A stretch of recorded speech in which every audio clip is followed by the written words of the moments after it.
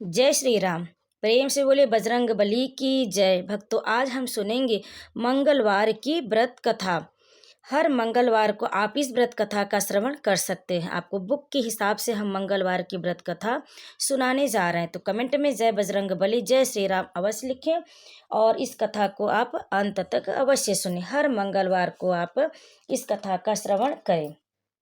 मंगलवार व्रत कथा। व्यास जी बोले, एक समय नैशिमरण तीर्थ में 88,000 मुनि एकत्र होकर पुराणों के ज्ञाता श्री सूत जी से पूछने लगे। शौनक आदि ऋषि बोले, हे महामुनि, आपने अनेक पुराणों की कथा सुनाई है। अब आप कृपा करके ऐसा व्रत और कथा बतावें जिसके करने से संतान की प्राप्ति हो तथा मनुष्य को रोग शोक अग्नि सर्प आदि का भय न हो, क्योंकि कलयुग में जीवों की आयु कम है, फिर इस पर भी उन्हें रोग आदि घेरे रहेंगे तो श्री हरि का ध्यान कैसे कर सकेंगे। श्री सूत जी बोले, हे मुनियों, तुमने बहुत ही सुंदर कथा पूछी है। श्री भगवान कृष्ण और युधिष्ठिर का संवाद तुम्हारे सामने कहता हूँ, ध्यान पूर्वक सुनो। एक समय पांडव की सभा में श्री कृष्ण जी बैठे हुए थे। युधिष्ठिर ने भगवान श्री कृष्ण से प्रश्न किया, हे भगवान नंदनंदन गोविंद, आपने मेरे लिए अनेक कथाएं सुनाई, कृपा करके कोई ऐसा व्रत या कथा बतावें जिसके करने से मनुष्यों को पुत्र की प्राप्ति हो। प्रभु, बिना पुत्र जीवन व्यर्थ है और बिना पुत्र नरकगामी होता है तथा पितृ ऋण से छुटकारा नहीं मिल सकता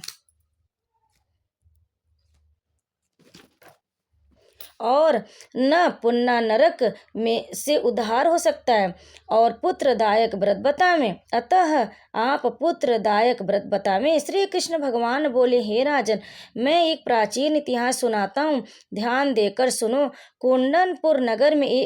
कुंडनपुर नामक एक नगर था, उसमें नंदा नामक एक ब्राह्मण रहता था। भगवान की कृपा से सब कुछ था, फिर भी वह दुखी था। इसका एकमात्र कारण यह था कि ब्राह्मण की स्त्री सुनंदा की कोई संतान नहीं थी। ब्राह्मण की स्त्री सुनंदा पतिव्रता भक्ति पूर्वक हनुमान जी की आराधना करती रहती थी। मंगलवार के दिन व्रत के अंत में भोजन बनाकर हनुमान जी को भोग लगाने के बाद स्वयं भोजन करती थी। एक दिन मंगलवार के दिन ब्राह्मणी कार्य की अधिकता से हनुमान जी को भोग न लगा सकी तो ब्राह्मणी को बहुत दुख हुआ। उसने कुछ भी नहीं खाया पिया और अपने मन में प्रण करके सो गई कि अब तो अगले मंगलवार को ही महावीर जी को भोग लगाकर अन्न जल ग्रहण करूंगी। ब्राह्मणी रोजाना भोजन बनाती थी परंतु स्वयं भोजन नहीं करती और मन ही मन से श्री हनुमान जी की आराधना करती रहती थी। इसी प्रकार 6 दिन व्यतीत हो गए। ब्राह्मणी सुनंदा अपने निश्चय के अनुसार भूखी प्यासी रही। मंगलवार को सुनंदा प्रातः काल ही मूर्छित होकर गिर पड़ी।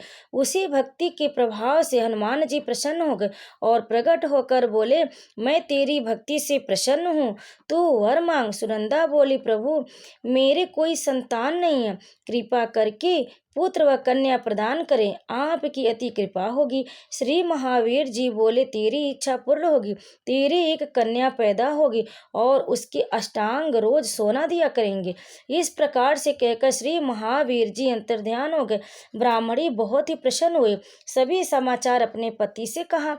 ब्राह्मण देव कन्या का वरदान सुनकर बहुत दुखी हुए, किंतु सोने की बात सुनी तो बहुत प्रसन्न हुए। विचार किया, कन्या के साथ मेरी निर्धनता भी समाप्त हो जाएगी।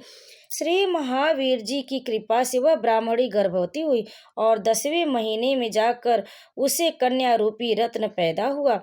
वह बालिका अपने पिता के घर में जिस प्रकार शुक्ल पक्ष का चंद्रमा बढ़ता है, ठीक उसी प्रकार वह अपने पिता के घर में नित्य बढ़ने लगी।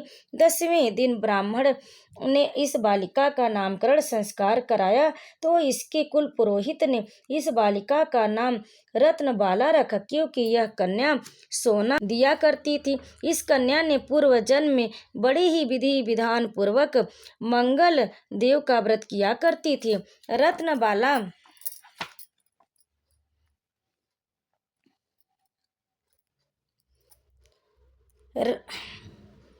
रत्नबाला का अष्टांग बहुत सा सोना देता था।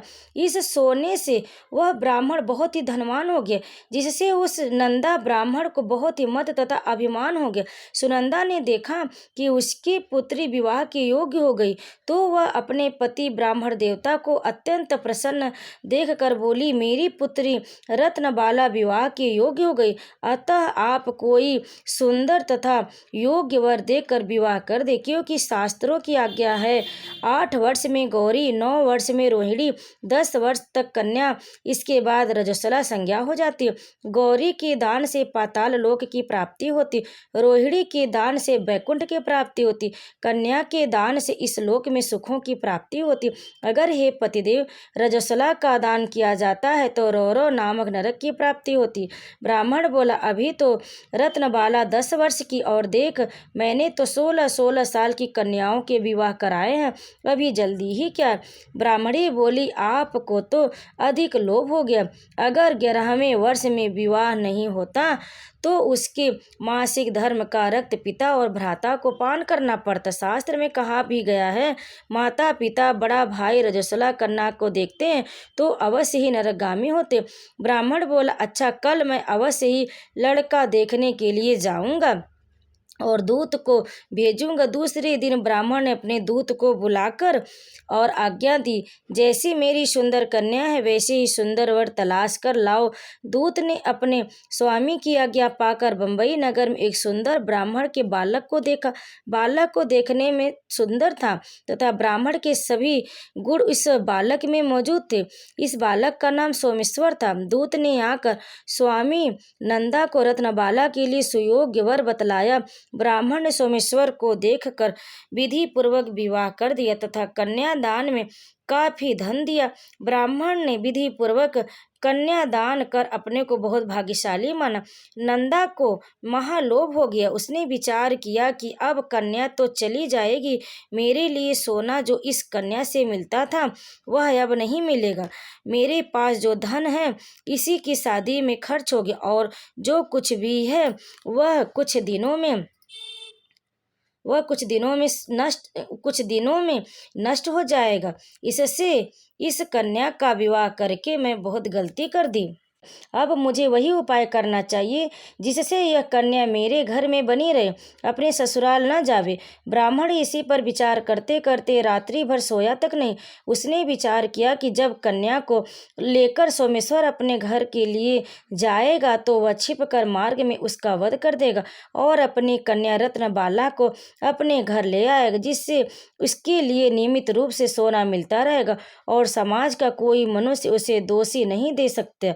प्रातः काल हुआ। नंदा और सुनंदा ने जमाई तथा लड़की को खूब धन देकर विदा किया। सोमेश्वर अपनी पत्नी रत्नबाला को ससुराल से अपने घर लेकर चल दिया।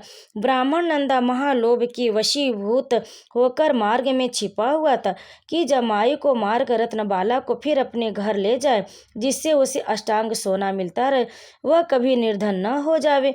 नंदा ने अवसर पाकर सोमेश्वर का वध कर दिया और अपनी लड़की रत्नबाला के पास जाकर बोला कि हे पुत्री, मार्ग में लुटेरों ने तेरे पति का वध कर दिया है। अब तू घर चल, वहां पर रहकर अपना शेष जीवन व्यतीत करना। भगवान की इच्छा के आगे किसी का कोई वश नहीं चलता। जो जैसा अच्छा लगता है वो वही वैसा ही करता है। और बेटी, जो भाग्य में लिखा वही होगा, इसमें किसी का कोई वश नहीं है। अपने पिता के द्वारा अपने पति की मृत्यु का समाचार सुनकर रत्नबाला बहुत दुखी हुई और अनेकों प्रकार से रोदन करने लगी और अपने पिता से बोली, हे पिताजी, इस संसार में जिस स्त्री का पति नहीं है उस स्त्री का जीना व्यर्थ है। मैं अपने पति के साथ ही अपने शरीर को जला दूंगी और सती होकर अपने इस जन्म को, अपने माता पिता के नाम को तथा सास ससुर की यश को सार्थक करूंगी। मैं अब लौटकर घर नहीं जाऊंगी। अपनी कन्या रत्नबाला के वाक्यों को सुनकर ब्राह्मण बहुत दुखी हुआ। विचार करने लगा, मैंने व्यर्थ में ही इसका वध किया, क्योंकि रत्नबाला इसके पीछे अपने प्राण तक देने को तैयार है। मेरे लिए तो धन अब प्राप्त होगा ही नहीं, मेरे तो दोनों तरफ से मरण हो गया। और यह सोचकर बहुत ही रोने लगा। सोमेश्वर की चिता बनाई गई। सोमेश्वर की स्त्री रत्नबाला सती होने की इच्छा से अपने पति के सिर को अपनी गोद में रखकर चिता पर बैठ गई। जैसे ही अग्नि लगाई वैसे ही मंगल देव प्रसन्न हो गए और बोले, हे रत्नबाला, मैं तेरी पति भक्ति से प्रसन्न हूँ, तू वर मांग। रत्नबाला ने अपने पति देव का जीवन दान मांगा। मंगल देव बोले, रत्नबाला, तेरा पति अजर अमर और महाविद्वान हो जाएगा और जो भी कुछ तेरी इच्छा हो वर मांग। रत्नबाला बोली, हे ग्रहों के स्वामी, यदि आप मुझ पर प्रसन्न हैं तो मुझे यह वर दीजिए कि जो आपका मंगलवार के दिन प्रातःकाल लाल पुष्प लाल चंदन से पूजन कर आपका स्मरण करे, उसको रोग तथा व्याधि कभी न हो, उसका स्वजनों से कभी भी वियोग न हो और सर्प अग्नि तथा शत्रुओं का भय न रहे। जो स्त्री मंगलवार का व्रत करे वह कभी विधवा न हो, अनेक पुत्र और पुत्रों की प्राप्ति हो। मंगल देव तथास्तु कहकर अंतर ध्यान हो गए। सोमेश्वर मंगल देव कृपा से जीवित हो गए। रत्नबाला अपने पति को प्राप्त कर बहुत प्रसन्न हुई और मंगलवार का व्रत प्रत्येक मंगलवार को कर व्रतराज और मंगल देव की कृपा से इस लोक में नाना प्रकार के सुख भोग कर अंत में पति के साथ स्वर्ग लोक को गई। तो प्रेम से बोली बजरंग बली की जय, महावीर की जय, भगवान श्री रामचंद्र की जय, हनुमान जी की जय। भक्तों, मंगलवार की इस व्रत कथा को अंत तक सुनने के लिए आप सभी का बहुत बहुत धन्यवाद।